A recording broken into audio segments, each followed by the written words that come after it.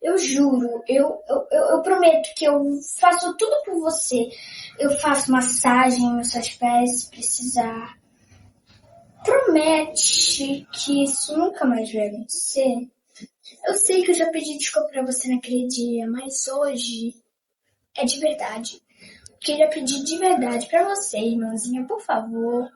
Não quero ficar assim de novo com muito medo de você não ter a minha confiança de volta, mas por favor, fala comigo.